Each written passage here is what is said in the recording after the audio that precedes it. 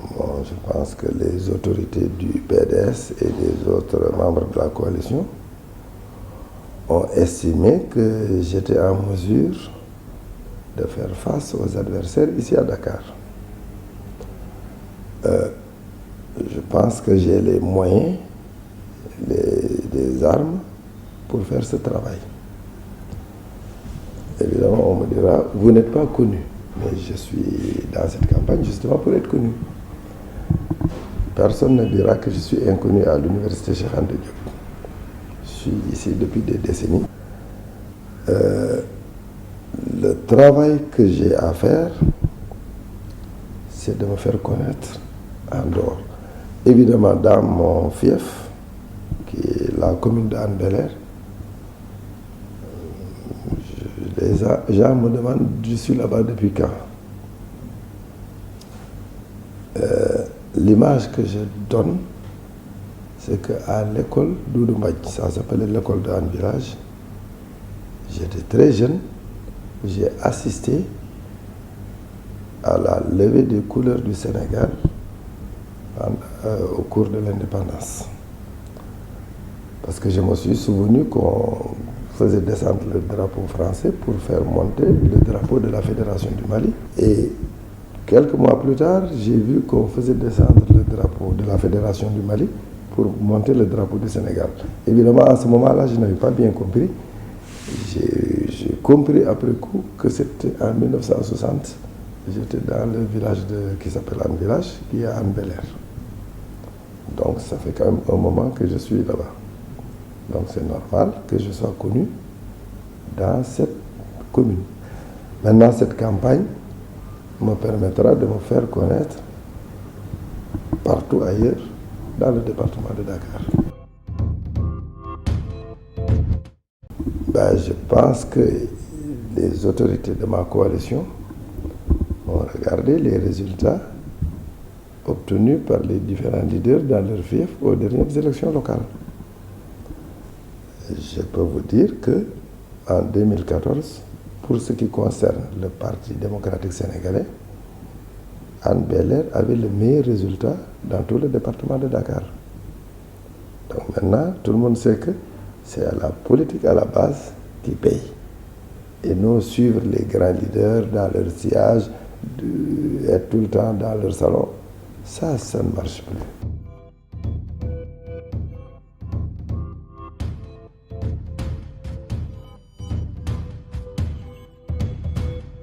Les populations votent en fonction de la qualité de ce qu'on leur présente, le produit qu'on leur présente.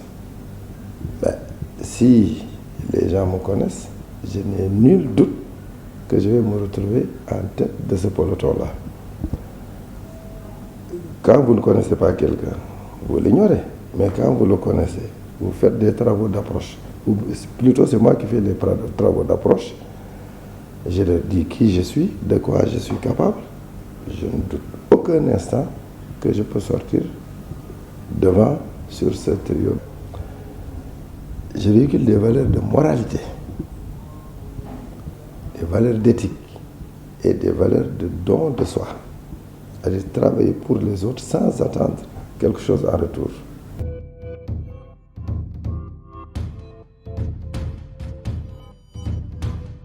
Un député, son rôle n'est pas d'aller construire des écoles, faire des infrastructures, non. Mais il est chargé de contrôler l'action du gouvernement. Donc il faut qu'il ait aussi la capacité d'étudier une loi, de faire des propositions d'amendement, de faire même des propositions de loi allant dans le sens d'améliorer le vécu des populations, d'améliorer le quotidien des populations. Tout le monde le sait que Dakar est dans une zone industrielle. Il faut qu'il y ait quelqu'un qui ait la capacité d'alerte au niveau des autorités pour éviter que quelque chose ne se passe. Nous vivons des risques industriels. Moi, j'habite en plein milieu de la zone industrielle. Donc, j'observe. Quand je vois un dérapage qui peut arriver, une catastrophe qui pourrait arriver, mais il faut que moi et mon futur groupe parlementaire, que nous ayons la capacité d'alerter les autorités. Les problèmes environnementaux. Vous savez, Dakar, c'est une presqu'île. Il y a beaucoup de concentration humaine mélangée à des usines, des structures, des entreprises qui déversent, disons n'importe quoi, dans la baie. Vous savez, du temps d'Abdoulaye Wade, il y avait ce qu'on appelle le projet de dépollution de la baie d'Anne, d'une valeur de plus de 40 milliards. Nous attendons toujours la poursuite de ce projet qui a été validé en son temps par les nouvelles autorités, mais nous pensons que ça a du mal à démarrer. Ce que nous constatons plutôt, c'est l'aggravation de la situation. Nous voyons qu'il y a des eaux qui viennent de je ne sais où, qu'ils ont déversées directement dans la baie maintenant. Et ça, c'est la responsabilité des autorités parce que ces infrastructures de déversement d'eau usée ont été réalisées en 2016. Les populations n'en peuvent plus. Moi, je pense qu'il est temps de faire cette dépollution réellement, de mettre une usine qui va décontaminer, qui va dépolluer. Normalement, dans le code de l'environnement, il est dit que les eaux industrielles doivent être filtrées, traitées avant d'être déversées dans la baie. On va faire des propositions de loi qui pourront protéger quand même ce genre de site. La mer baie d'Anne est un peu à l'abandon. Je me souviens du temps où c'était une des plus belles baies du monde. Un cri du cœur que je lance, les populations doivent pousser pour que des députés capables de faire des propositions de loi puissent se retrouver là-bas. En tant que député aussi, je m'intéresse à l'éducation et à la formation de la jeunesse. C'est mon métier de former. Je forme des étudiants qui ont leur licence, qui ont leur maîtrise, leur master maintenant, et même qui ont leur thèse. Je souhaiterais que la formation soit plutôt axée sur la professionnalisation.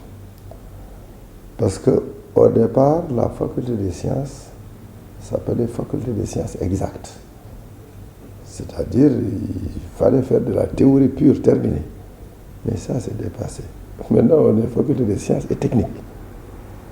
Je pense que le projet actuel des autorités est de pousser à la professionnalisation. Nous souhaiterions vraiment demander plus de moyens pour assurer cette professionnalisation. Il faut que l'étudiant, au bout qui sort après 2 ou 3 ans d'université, puisse avoir un métier. S'il n'est pas recruté par les autorités, il devrait pouvoir avoir son emploi, le créer directement, parce qu'il aura des capacités.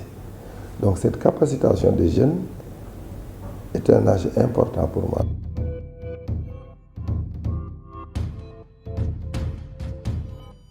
Oui, Karim, c'est mon jeune frère. Donc on a de très bonnes relations. Il est notre candidat pour les présidentielles de 2019.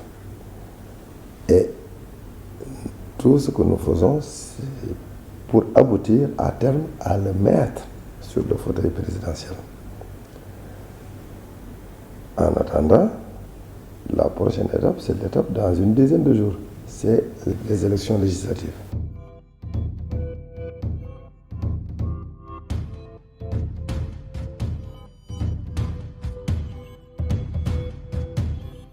Ça, c'est la presse du palais qui dit ça. Tout ce qu'ils disent pour faire mal, ils vont continuer à le dire. Ils nous disaient il y a quelques jours, il y a quelques semaines, oui, Abdoulaye Wade, il est handicapé, il est malade, il est mourant, il ne pourra pas se déplacer. Les gens ne l'aiment plus. D'après ce que nous voyons, cette position n'est pas appropriée. Cette position n'est même pas raisonnable. On voit qu'Abdoulaye Wade apporte un plus dans la politique du Sénégal.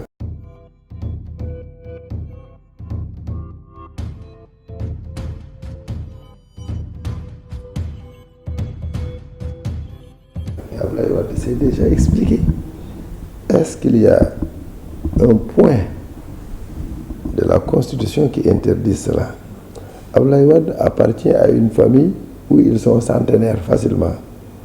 Il a un grand-père qui a vécu 116 ans ou quelque chose comme ça. Mais il faudrait peut-être prier pour lui pour que Dieu lui donne santé et une longue vie. Mais on a l'impression que, surtout au niveau du palais, qu'Abdoulaye Wade, il est fatigué, il faut qu'il dégage. Mais vous voyez bien qu'il est utile. Il a toujours sa force de proposition. On l'a interrogé, il a répondu. Naroul. Mais il a dit qu'il va faire de la politique jusqu'à son dernier souffle. Nous, on n'est pas en Europe. En Europe, dès que quelqu'un dépasse 80 ans, on le met dans un hospice pour vieux, dégagé. Ici, ça n'a jamais été le cas.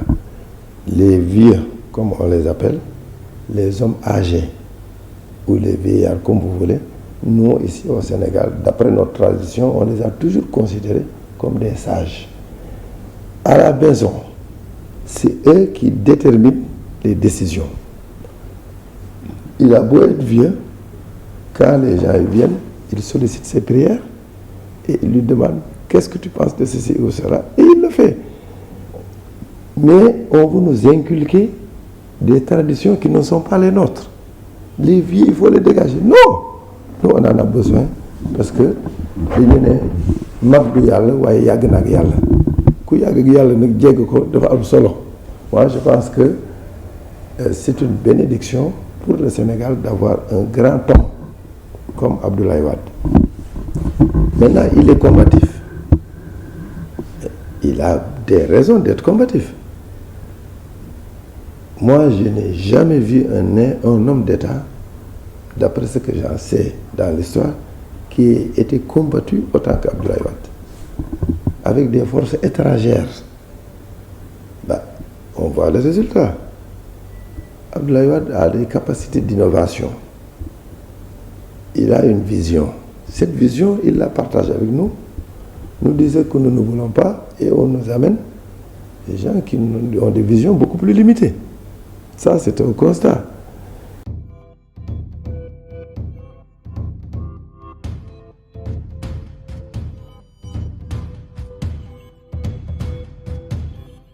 Tout ce qui concerne les contrats pétroliers, on me dit souvent que le Premier ministre est venu à l'Assemblée nationale pour s'expliquer.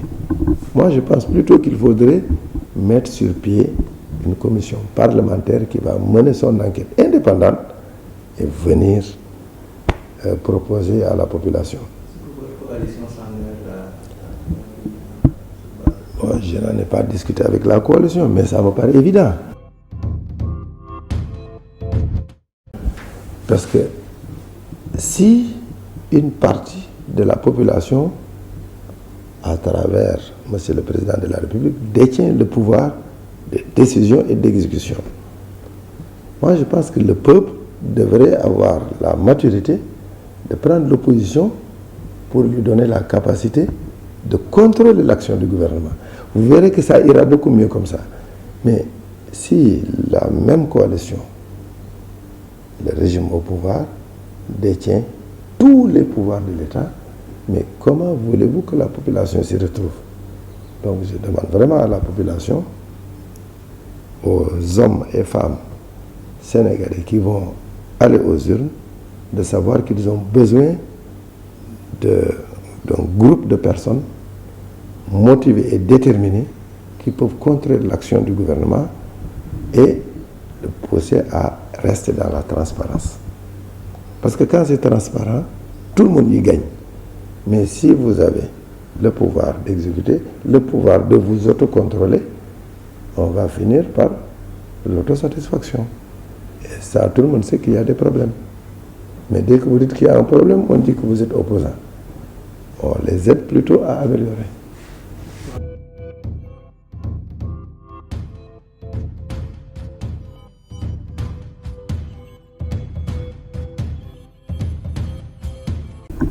S'il est libre de ses mouvements, vous lui posez la question. Quand il sera là, vous lui direz pourquoi vous n'étiez pas venu plus tôt, parce que je pense que vous le verrez très bientôt ici. Ça fait des mois qu'on vous dit qu'il sera bientôt là. Mais je pense que bientôt vous le verrez et vous aurez le plaisir de lui poser directement la question. Il n'est peut-être pas là aujourd'hui, mais quand même, il est avec nous. Parce que nous faisons des séances de travail, nous recueillons ses avis et opinions, nous lui donnons des informations, nous faisons des séances de travail. Donc ça, il faut le dire aussi.